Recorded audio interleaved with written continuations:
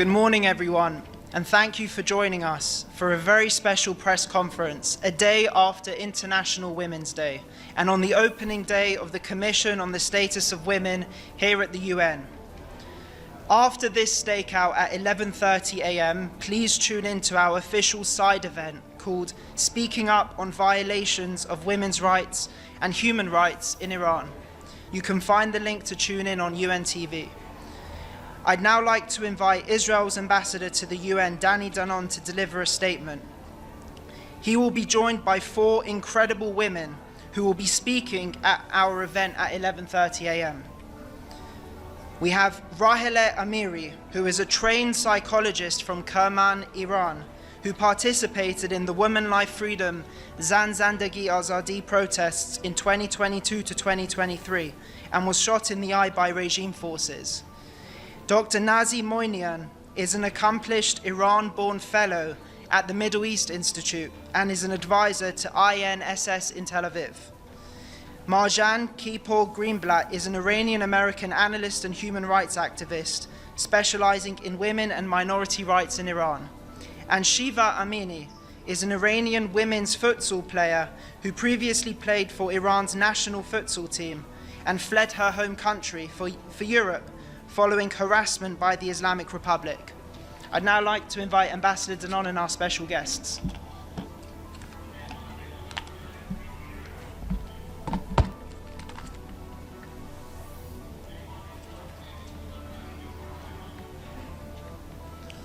Good morning. Today, the UN opens the Commission on the Status of Women.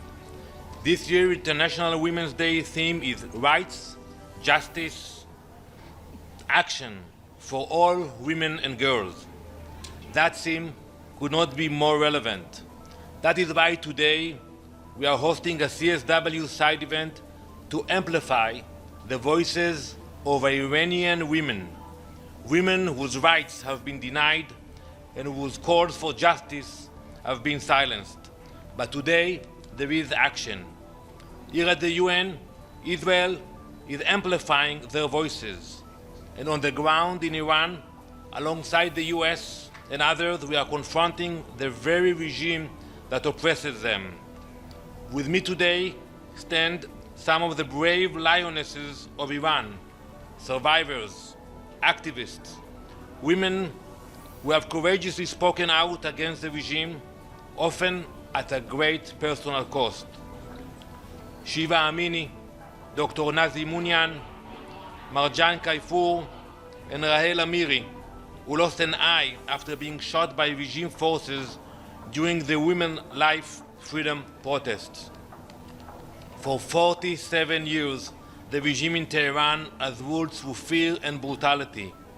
Women beaten in the streets, arrested for showing their hair, dragged into prison for demanding basic freedoms. A regime that rapes, tortures, and kills women who dare to stand up. But Iranian women do not surrender. They resist.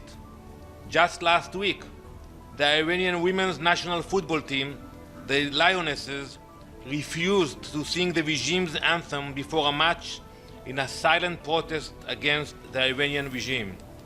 They were immediately branded traitors and threatened on state television.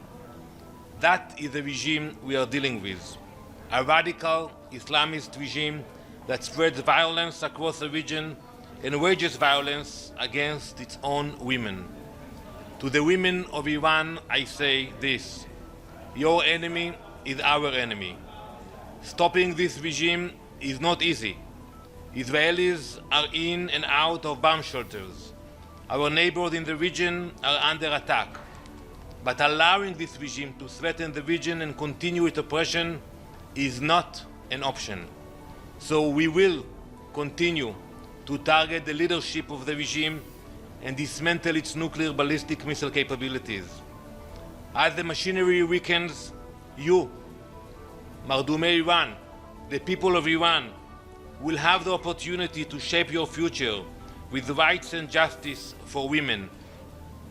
In the past 11 days, Iran has fired missiles and drones across the region at Israel at our neighbors and at civilian targets. The regime has attacked more Arab countries in the past 11 days than Israel has in its entire existence. This is not defense. This is aggression aimed at destabilizing our region. That is why we welcome the statement you issued by the Gulf Cooperation Council condemning the Iranian regime's attacks on civilian targets and its violation of international law.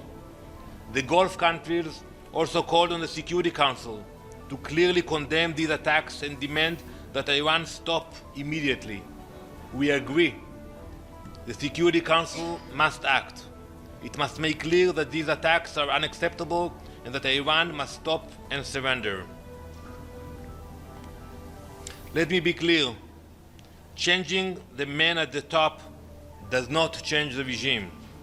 It is the same ideology, the same nuclear ambitions, the same ballistic missiles, the same terror proxies. For us, nothing changed. My advice to Tehran's new leadership: look at what happened to those who thought they could threaten the US and Israel. Israel remains committed to the objectives of this joint operation: to dismantle the regime's nuclear ballistic missile capabilities and weaken the machinery that allow it to threaten the region and oppress its own people. We hope that soon the people of Iran will have the opportunity to rise up and share their own future. Let us pray that by International Women's Day 2027, Iranian mothers, daughters, grandmothers will stand here themselves speaking for a new reality in Iran, where women finally have what they have been denied for too long: rights and justice. I want to thank the esteemed guests that we have today, and I invite you all to join us at the event we will start momentarily. Thank you.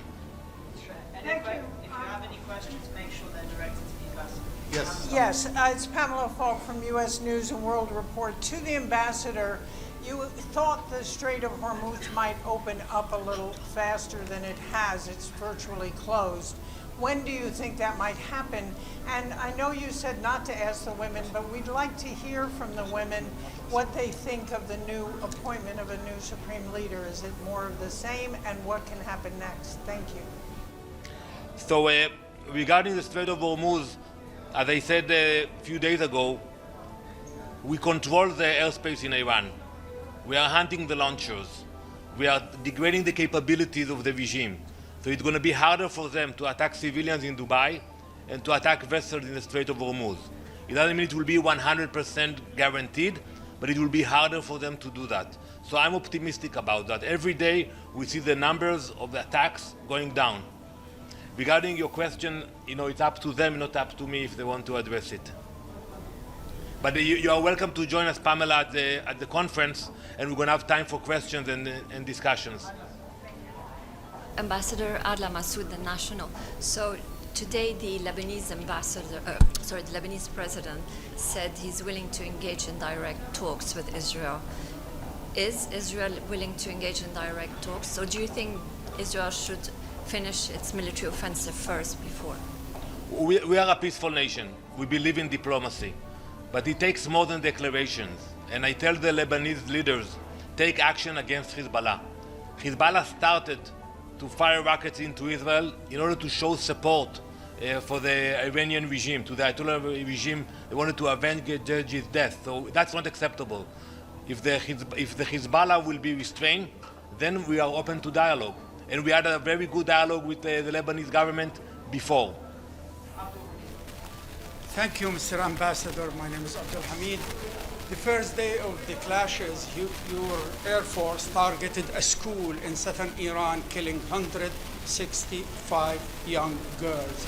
So how can we believe this shedding crocodile tears about Iranian women when you went and killed these young girls? So I addressed this question a few days ago. We're looking into the incidents. We do not believe that the Israeli Air Force was involved in that incident. But we have to say it very clearly. We do not target civilians. We target military infrastructure. The Iranian regime they're doing exactly the opposite. If civilians are being hurt, we regret that when we say that. Same goes for the US. But the Iranians, they do exactly the opposite. They target cities, they target airports, not only in Israel, in 12 countries in the region. Thank you very much, Mr. Ambassador. Edith Lederer from the Associated Press. The Israeli Defense Forces said after the selection of Supreme Leader Khamenei's son as the new Supreme Leader that they would target him. Does Israel support President Trump's demand that the United States should have a say in the selection of the next leader or a new leader of Iran? So there is no daylight between the US and Israel. The new leader, unfortunately, is more of the same. Same ideology, same radical ideas, and if anyone who will promote those radical ideas against us, we will target them, we will find them. I think it's for the people of Iran to choose their next leadership. We will have to create the conditions for them, and that's what we are doing now. But eventually, they will have to stand up, rise up, and choose their own leadership. Thank you very much. And I invite you all to join us at 11:30 at CR9. Thank you very much. Thank you. Thank you very much. Thank you. Thank you. Thank you. Thank you, Nancy. Thank you. Yes.